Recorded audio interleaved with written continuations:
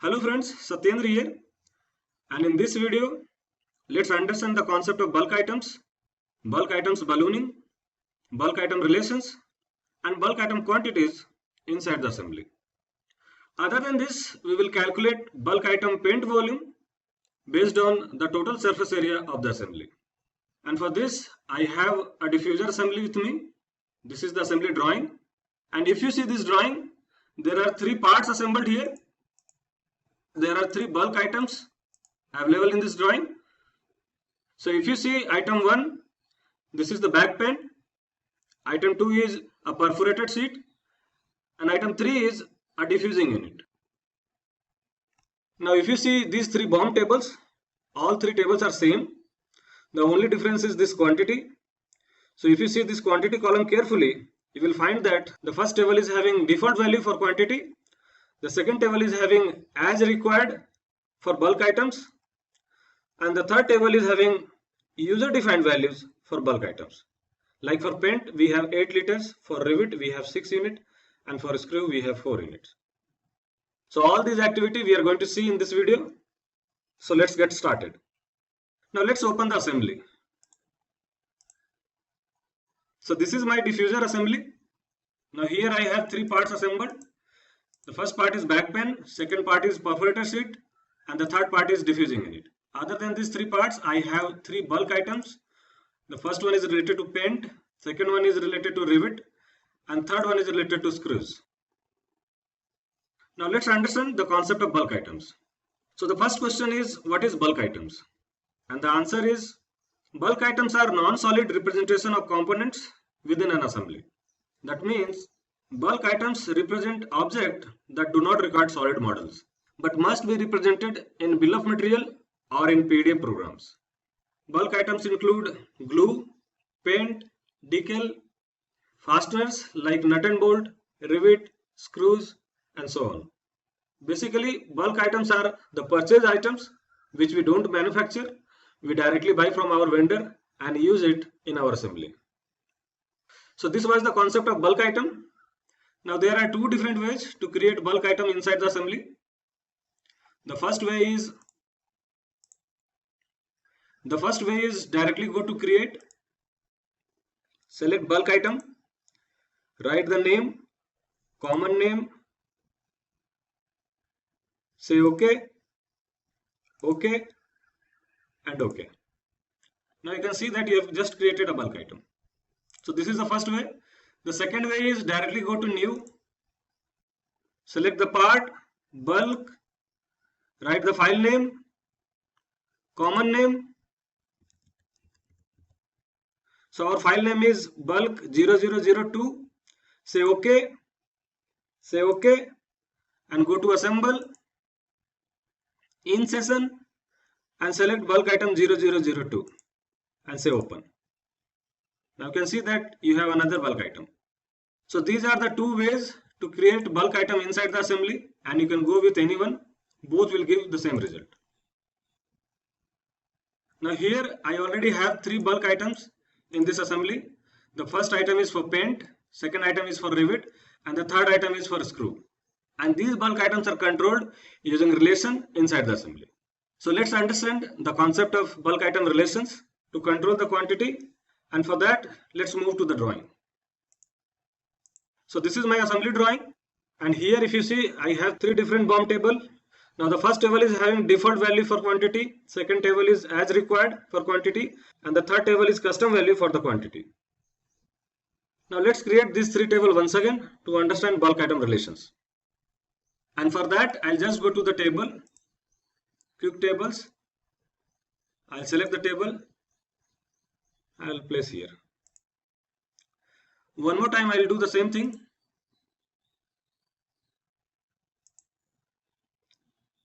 I'll place here.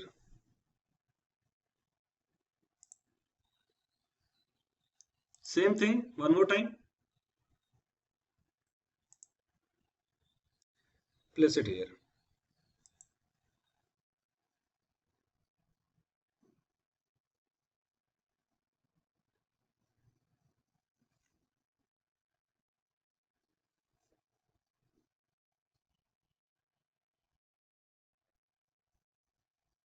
So I've just created 3 different tables. All tables are showing the default value for quantities. Now I'll leave first table as it is. I will apply bulk item relations on second table and third table. So for this table, I need quantity as needed. So I'll write the relation based on our requirement.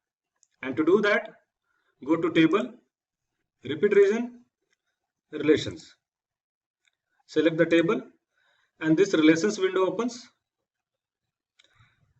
Now if you click local parameters, you have some system parameters here. Now using some of the system parameters from here, we will add relation here. Now one system parameter is missing here, so I'll just add that parameter, which is assembly member type. So it's ASM underscore MBR underscore type. This is a system parameter, and I'll say OK. Once again, I'll go for relation, select the table, and now you have assembly member type unknown. So this parameter got added.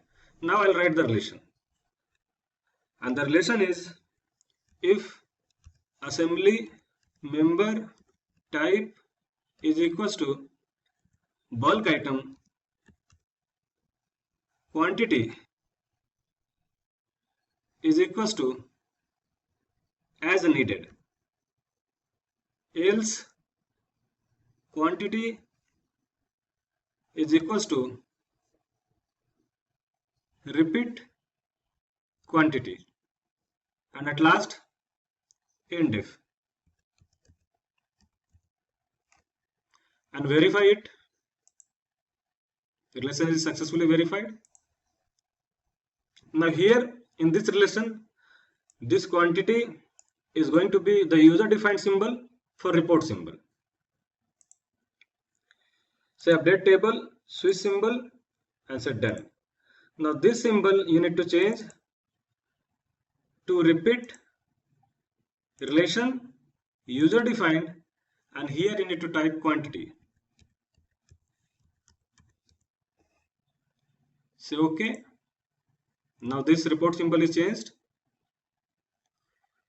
Go to table, repeat region, update table, switch symbol. Now you can see that you got bulk item quantity as needed in your table. Now apply the attributes, no duplicate label, and your table will be arranged as per your model tree. Now you have bulk item quantity as needed for the second table. Now the similar kind of relation we are going to write for third table. So I'll go for table, repeat region, relation, I'll select this table. Now this time I'm going to use assembly member name to write the relation. So the relation will be if assembly member name is equals to, now this time I will use assembly member name, this name, to write the relation. So I'll write B300 301. So if assembly member name is this one, quantity is equals to 8 liters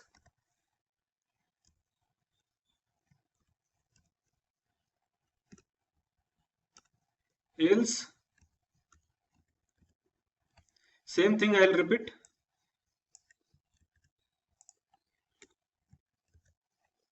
and this time I'll change the name and quantity again for third item, quantity, and at last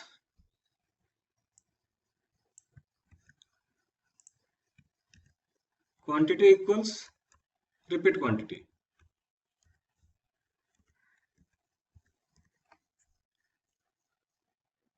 Now I have written 3 times if statement, so I need to close this. End if and that too also 3 times.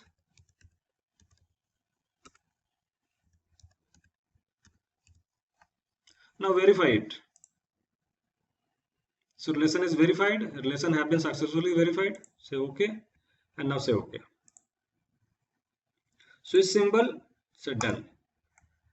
Now change this report symbol, go for repeat, relation, user defined, and type the symbol, which is quantity, QUANTITY, and say OK. Now this is changed. Go to table, switch symbol. Now you can see that for paint you have 8 liters, for repeat you have 6, and for screw you have 2 units. So the way you have written the relation. In relation you have added 2, so it is coming 2. Here it is added 4, so it is coming 4. Now here you have as required, here you have as needed. So the way you have written the relation for bulk item. So this table is controlled by assembly member type, and this table is controlled by assembly member name. So this is how you can write different type of relations to control your BOM table and to control your bulk items.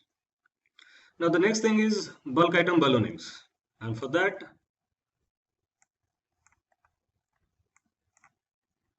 I'll just delete these 3 tables. The job is done for these tables. Now for bulk item balloonings, first I'll delete these balloons. These balloons are related to bulk item. This also you delete. For ballooning, go to table, create balloons, select all, and select the table. Now it will add the balloons for your assembly. But if you see here, it is not adding balloons for bulk items. So to add balloons for bulk item, go to table, create balloons, and use the last option, which is by record. Select this, select the table, select the item, go with the option with leader, and then position your balloons. So this is the way you can create bulk item balloon. Once again we'll go to table, create balloons, by record, I'll select this table, I'll go with this item, and then I can position wherever I want. Something like this. So this is how we create bulk item balloons. Now the last thing is how to calculate paint volume based on the total surface area of the assembly. So in case if I want to calculate paint volume based on the total surface area in the assembly, then that is also possible. And that can be done in 2 different ways. So let's move to the assembly. Now the first way is go to bulk item, open it, and this opens relations window. Here you add a new parameter based on each component. So I'll write the first component name, which is parameter P 200, 201, and parameter type I'll select area measure, and I'll say OK. Same thing I'll do for all components which is coming under the paint area. So once again open it and create one more parameter based on the third component, which is P200, 203. So I'm going to add surface area for these 2 components to calculate the final paint volume. Here also in type I will select area measure and I'll say OK. Once it is done, right click and go to edit.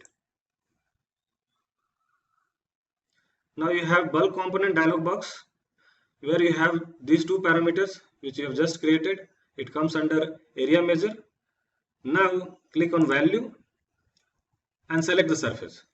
Based on the surface, it will highlight the surface area. Now if you want to select the entire component, then go for component and select the entire component. It will give the complete surface area of this component. The only problem with this method is if you want to select only the top surface of this component, then that is not possible. And for that you need to create a quilt before selecting here. So that will be like, open this part and create a quilt like this, the top surface. Once it is done, now here you can go for value disk surface, or if you want to select the top surface, go for quilt, and then it will allow you to select the top surface. Since you have created the quilt, you can select here, and it will highlight the surface area of that quilt. So here in this case, I'll go with the entire component. I'll select the complete component. So this is the surface area. I'll say OK. And for next component, again I will go with the entire component. So I'll select the component and I'll say OK. Now I have two different surface area here. I'll say OK. Again you open. Now here expand this relation and write the relation. And the relation will be written based on the first parameter, BOM report quantity. From this parameter, the quantity is getting called. So I'll write BOM underscore report underscore quantity is equals to this plus this. So I'll write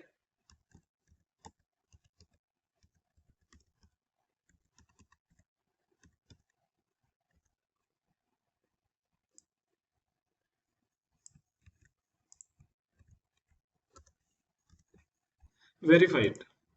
So successfully verified. Say OK. Save it. OK. Now go to the drawing. Now here just update the table. Now you can see that the total area is getting calculated here. Now if you want to convert this area into volume, then go to the relation. Open the bulk item, and inside the relation, just multiply by the thickness of the paint. So I'll just multiply by 0.02 inches and verify it. Say OK. Now this is converted into volume. Now this is in cubic inches. Now to convert this to liter, divide by 61.024 to convert into liters. Verify it. It is verified. Say OK. And now you go to your drawing. Go to table, update table, regenerate. Now you have your paint volume as 7.16 liters. Now still you can add some paint losses, like 10% of the paint losses in that relation, and you can get the exact value of paint volume, which will come near to 8 liters. So this was the first method. Now we'll talk about the second method. But before that, let's have a small break, and don't forget to like this video and subscribe my channel. Thank you. Now for the second method, go to the assembly directly, and here you open each part one by one. So this part is opened. Now create an area analysis feature. Go to analysis, measure, area, and this time you can select whichever surface you want. If you want just the top surface, you can select the top surface. If you want the entire component, you can select entire component. So whichever way you want. If you select one surface, it will give the area of one surface. If you select multiple surface, it will keep adding the area of the surface. So you have more control over the surface selection. So whichever area is for paint, you can select that area. So in my case, I will go with the complete component. So this is the area of complete component. I will save this and create a feature. Here I'll write surface area.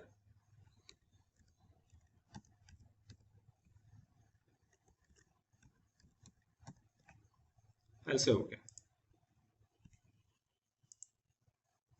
So I have just created one area analysis feature. If I go and edit, I can see that this is area analysis. So the feature parameter name is area. The feature name is surface area. and my parameter name is going to be paint area. Say OK. Now convert this feature into parameter. And to convert this feature into parameter, go to Tools, Relations, and here write a relation. So relation will be the parameter name. Now I'm going to have parameter name as paint area. Paint underscore area is equals to the feature parameter name, which is area, colon FID, feature ID, underscore feature name, which is surface area.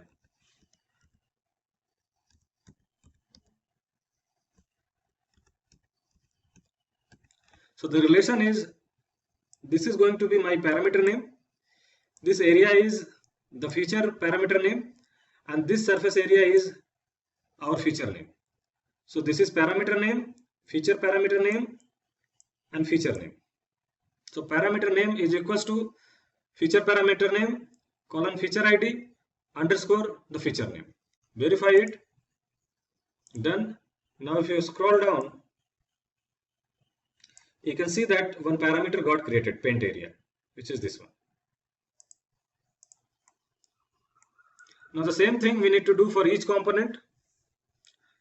So I'll just close this. I'll go with the third part. Here also I'll do the same thing. I'll go with analysis, area. Now here also I'll go with component. I'll select the entire component. This is the area of entire component. Again, here also if I want the bottom surface only, then I can select the bottom surface. So here we have better control over the surface selection, and then save it with the same name. I'll write surface area.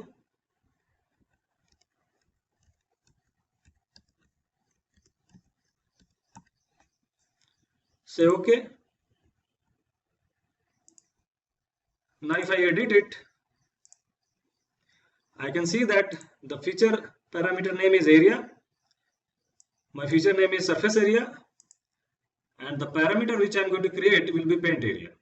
So go to Tools, Relation, write the same relation,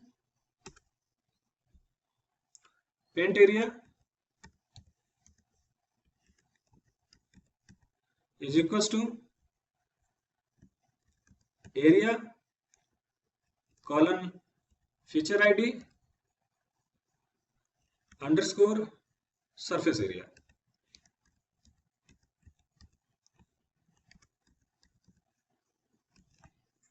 Verify it and say OK and say OK. Now if you scroll down, you can see that the same parameter got created. Now say OK. Close it. Now I have the same parameter here for this part and for this part. Now using these two parameters, I can calculate the total surface area. So again, open this. Here you create one more parameter, which is paint area.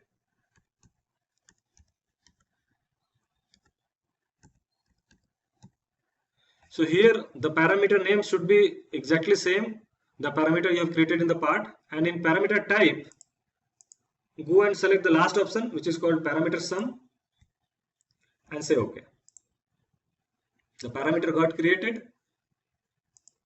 Go and edit, and now you have bulk component dialog box where you are getting the same parameter, which is paint area, parameter sum. Now click on value, and this will allow you to select the component to calculate the total paint area. So select this, and now you can either select all the parts, or if you want to leave any part, you can leave that part. So if you select one part, then it will give the total surface area of that part. But if you select another part and say done,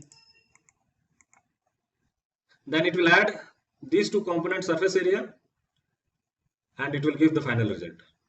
So this is my final result. I'll say OK, regenerate. Now once again, open this, and here you write the relation.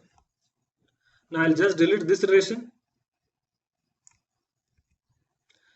and I'll write BOM report quantity is equals to paint area.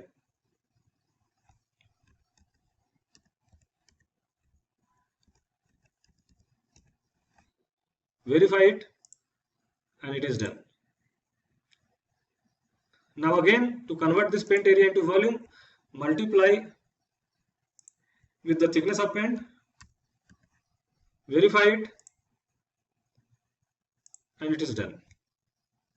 Now again, to convert it into liters, divide by 61.024 and verify it and say OK. Regenerate and go to the drawing. So this is my drawing. Regenerate it, automatic, and now you can see the panel volume.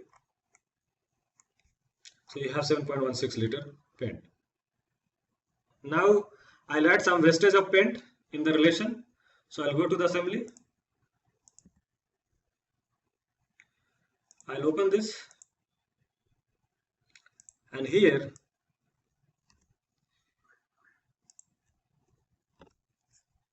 I'll select this entire term plus same item into,